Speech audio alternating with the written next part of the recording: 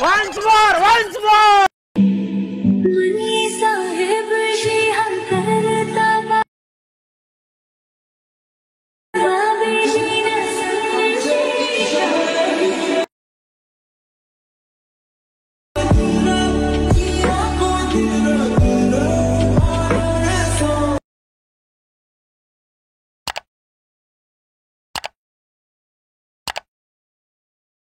Let's see the tutorial in a light motion.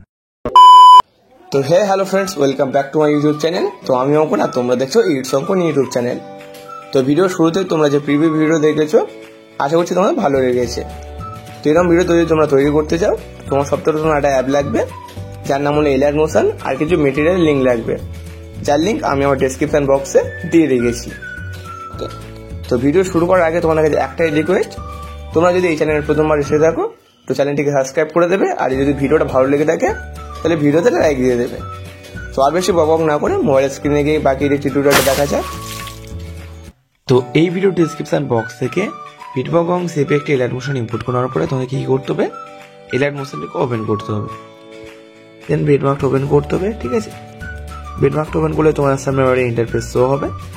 তো আমি Linux add করে রেখে দিয়েছি, তোমার শুধু কি করতে হবে, একটা ব্যাকগ্রাউন্ড ভিডিও অ্যাড করতে হবে, ফটো অ্যাড করে তাতে ইফেক্ট দিতে হবে, দিলে তোমাদের ভিডিওটি কমপ্লিট। তো অ্যাট ফার্স্ট তোমাদের একটা ব্যাকগ্রাউন্ড ফটো অ্যাড করতে হবে ভিডিও, তার জন্য প্লাস আইকন ট্যাপ করার পরে মিডিয়া অপশন নিতে হবে। দেন এখানে আসার পরে যেখানে ভিডিও ক্লিপটি রয়েছে সেটাকে তোমাদেরকে খুঁজে বার করতে হবে।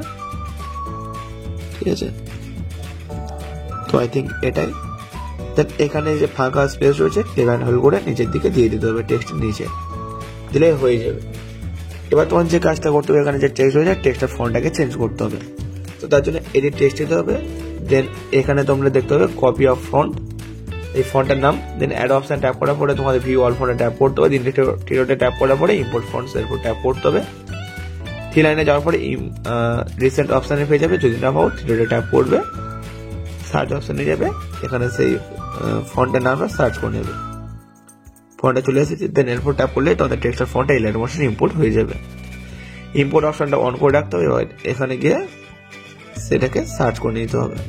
ঠিক আছে, সার্চ করে চলে এসেছে, এরকম করে সার্চ করলে চলে আসবে।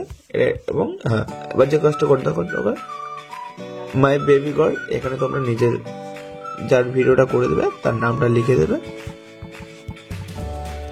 ঠিক আছে, এবার তোমাদের কি করতে হবে, ফটো অ্যাড করতে হবে। তো তার জন্য তোমাদেরকে টাইমলাইনটাকে 11.32 সেকেন্ড আনতে হবে। প্লাস আইকন ট্যাপ করার পরে মিডিয়া অপশনে গিয়ে যেখানে ফটোগুলো রয়েছে সেটাকে ওপেন করতে হবে, ফটো সিলেক্ট করতে হবে। থিটোটি যাওয়ার পরে ফিল কম্পোজিশন এরিয়া এখানে ট্যাপ করে ফুল স্ক্রিন করতে হবে। দেন মুভমেন্ট ট্রান্সফার অপশনে যেতে হবে, ফটোটাকে অ্যাডজাস্ট করে নেবে। যদি জুম করতে যাও 3 নম্বর অপশনে ট্যাপ করে এটাকে জুম করে দেবে। অ্যাড অপশনে গিয়ে বাকি অংশটা কাট করতে হবে। সেম প্রসেসে পরের ভিডিও ফটো অ্যাড করতে হবে, রাইট কাট অপশনে ট্যাপ করে কেটে নিতে হবে। ঠিক আছে, তো আই থিঙ্ক তোমরা জানো কিভাবে সব অ্যাড করবে, সব সেম প্রসেস। ফটোটাকে সিলেক্ট করার পরে ফিল কম্পোজিশন এরিয়া এটা করার পরে বাকি অংশটা কেটে নিতে হবে। ঠিক আছে, তো আই থিঙ্ক তোমরা বুঝতে পেরেছো। দেখে নাও, একটা একটা করে দেখে নাও, বুঝতে পারবে।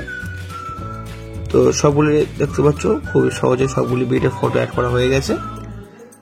এবার যে কাজটা করতে হবে, ইফেক্ট দিতে হবে। তো তার জন্য তোমাদেরকে ব্যাক আসতে হবে।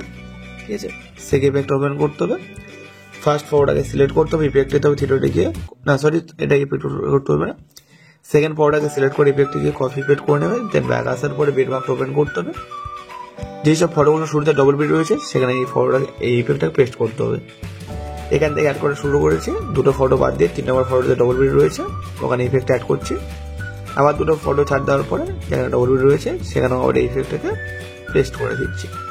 3টে ফটোতে ইফেক্টটা পেস্ট করার পরে তোমাদেরকে ব্যাক এসে সেই ইফেক্ট ওপেন করতে হবে। ইফেক্টের দিকে ট্যাপ করে কপি পেস্ট করে তোমাদেরকে ব্যাক এসে বিটবক্স ওপেন করতে হবে।